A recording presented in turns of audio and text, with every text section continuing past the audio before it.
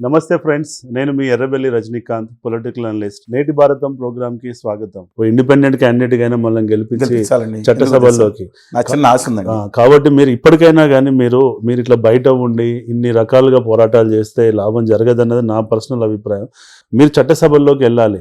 అయితే అది ఏ పార్టీ అయినా టెంపరీగా మన హక్కుల కోసం ఒక పార్టీ వేదికగా తీసుకొని మీరు వెళ్ళినా చట్టసభల్లో మీ గొంతు విప్పడానికి అవకాశం ఉంటుంది. దానివల్ల వచ్చేటువంటి ప్రతిఫలం ప్రజలకే లాభం జరుగుతుంది అనుకున్నప్పుడు కొంచెం మీరు సెట్ బ్యాక్ తీసుకొని మీరు ఏదో ఒక పార్టీ ద్వారా ఎంపీ కావడమో, రాజ్యసభ మెంబర్ కావడమో, లేదంటే అసెంబ్లీలో ఎమ్మెల్యే కావాలనే ఆలోచన మీకు ఎందుకు రావట్లేదు అంటారు మీరు? లేదండి, నేను పాలకొల్లు లల్లు సత్యన్ గారిని పార్టీలో మేము ఆయనకి వెళ్ళినప్పుడు ఆయన చూశాను. తర్వాత డాక్టర్ బాబ్జీ గారిని సన్నిహితం అండి. 33 వార్డులు ఉంటే 31 వార్డులు ప్రతి ఒక్కడో ఇంటింటి తిరిగిన నేను పాలిటిక్స్లో తెలిసండి బాగానే. నాకు ఆయన చూశానండి. ఒక ఎమ్మెల్యే మీ బాబ్జీ గారిని చాలా ఉత్తముడు ఆయన. మీరు ఎప్పుడైనా ఇంటర్వ్యూ చేయండి ఆయన. ఒక ఎమ్మెల్యే ఆయన ఒక మాట ఏంటంటే మీరు సపోర్ట్ చేయట్లేదంటే వాళ్ళకేంటండి, ఒక పార్టీ నేనున్న పార్టీ అతను ఇంకొక పార్టీ అని కొట్టి మళ్ళీ ఇంటికి వెళ్ళి రెండోసారి కొట్టి పోలీస్ స్టేషన్లో నేను విడిపించాలంటారు. దుర్మార్గం చేసింది వీడు కదా, నేను ఎందుకు విడిపిస్తాను అన్నారు. రేపు నా పరిస్థితి కూడా అదే వద్దు. అంటే అవన్నీ చిన్న చిన్న కారణాలు అండి. ఒక ప్రజాక్షేత్రంలో ఉన్నప్పుడు ఇట్లాంటి అన్నది డెఫినెట్ గా వస్తుంది. డబ్బు ప్రభావం అది అదంతా డబ్బు ప్రభావం ఉంటది, కుల ప్రభావం, ఇవన్నీ వేరండి.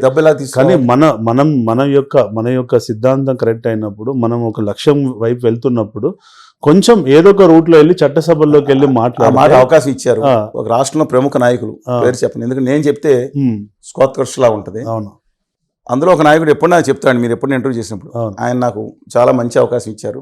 మరి ఎందుకు వాడుకోలేదు ఆయన? ఆ రోజుల్లో నన్ను ఒక నాయకుడు ఇచ్చినప్పుడు, ఒక ఎమ్మెల్సీ స్థానంలో వెళ్ళమన్నప్పుడు, చేతున్నప్పుడు నేను అనుకుంది ఏంటంటే, ఒక ఉద్యమం ఉన్నప్పుడు ఉద్యమాన్ని అమ్మేసి వెళ్ళిపోయిన దాకా వస్తుంది ఎన్నికల ముందు వచ్చినప్పుడు అనే ఉద్దేశంతో ఉన్నాను. రెండోది కులపరమైన భావన వస్తున్నప్పుడు ఆయన కూడా అవునవును మీరు అలాగే మీరు ఉద్యమం చేయండి అనే మాట ఆయన చెప్పారు.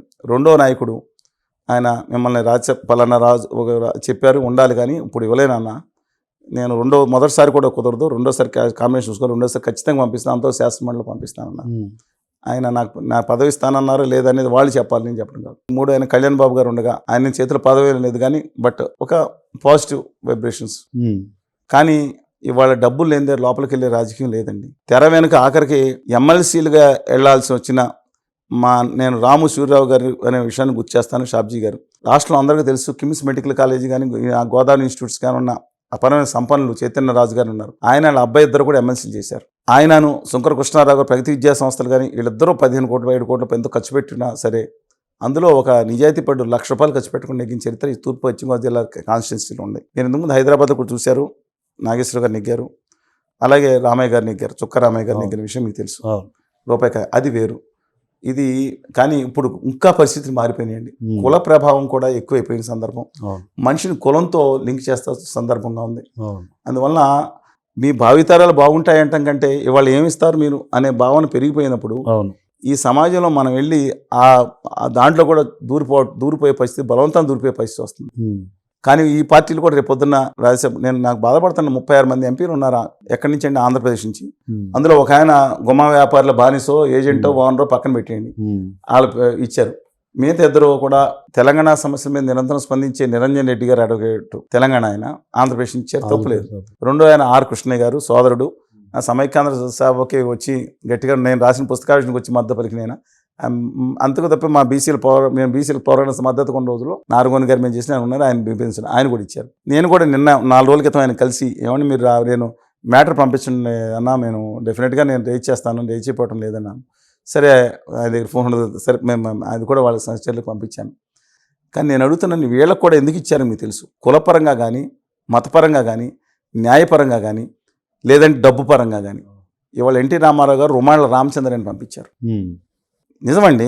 మీకు ప్రొఫెసర్ సి లక్ష్మణ, మిత్రులు పెద్దలు మెంటే పద్మనాభం గారు, నా సోదరుల లాంటి ఆయన కానీ, ఎల్ఎంఎస్ శివాజీ గారు కానీ, వీని కాకుండా ఇంకా అనేక మందిని, లక్ష్మణ్ గారు కాకుండా చాలా మంది ఆ రోజుల్లో పంపించారండి. ప్రొఫెసర్స్ని పంపించారు, ₹1 తీసుకోలేదు. అవును, ఇవాళ పరిస్థితి ఉందండి? ఆ పరిస్థితి లేదండి. రాజ్యసభ సీట్లు అంటేనే ఏదో ఒక రకంగా ఉపయోగం. కాంగ్రెస్ పార్టీ ఒక మంచి పని చేసింది. 2014 ముందు రాపోల ఆనంద్ భాస్కర్ గారికి ఇక్కడ పార్టీలో ఏం చేస్తాను ఏమీ లేదు అని బీసీ పార్టీ కూర్చొని రాసుకుంటూ ఉంటాడని ఇస్తే ఆయన 6 ఏళ్ళు పదవి అయిపోయిందా తర్వాత వెళ్ళిపోయారు. అలా పాలవాయి గోపవర్ధన్ రెడ్డి గారికి ఆయన రుణం తీసుకున్నారు. సోనియా గాంధీ కోసం పార్టీని బయటకు వచ్చారు. ఆ రోజులు ఇప్పుడు ఉన్నాయండి. ఇవాళ టీఆర్ఎస్ తెలంగాణ రాష్ట్రంతో వద్దిరాజు రవిచంద్ర గారు తెలిసిన ఆయనే, గ్రానైట్ కింగ్. ఆయనకి ఎందుకు ఇచ్చారో మీకు తెలుసు. ఆంధ్రప్రదేశ్లో జగన్మోహన్ రెడ్డి గారు ఇద్దరికి మాత్రం కుల పరంగా ఇచ్చారు డబ్బులు. ఎందుకంటే ఆంధ్రప్రదేశ్లో జగన్మోహన్ రెడ్డి గారు 4-5 ఎంపీలని రూపాయలు లేకుండా పంపించారు. అనంతపురంలో 2 ఎంపీలని, అలాగే తిరుపతిలో గురుమూర్తి గారిని, నందిగం సురేష్ గారిని, గొడ్డేటి మాధవ్ గారిని రూపాయలు లేకుండా పంపించిన సందర్భంలో. కానీ ఇవాళ పరిస్థితుల్లో అది డిఫరెంట్ ఇష్యూ. ఇవాళ ఆంధ్రప్రదేశ్ రాష్ట్రంలో పరిస్థితులు ఉన్నాయండి. తన రాజకీయాలకు అనుకూలంగా ఉన్నదాన్ని పిల్లి సుభాష్ చంద్రబోస్ గారు సహోదరుడు. ఆయన్ని కానీ సరే మబ్దే వెంకటరమణ గారి గురించి నాకు మీకు తెలిసి కేసులు ఉన్నారు, డిఫరెంట్ ఇష్యూ. ఆయన రాజకీయ అవసరాల గురించి పంపించుంటారు. కులం అవసరం అండి. ఇవాళ కులం లేదంటే అధిష్టానంతో మంచి పరిచయం.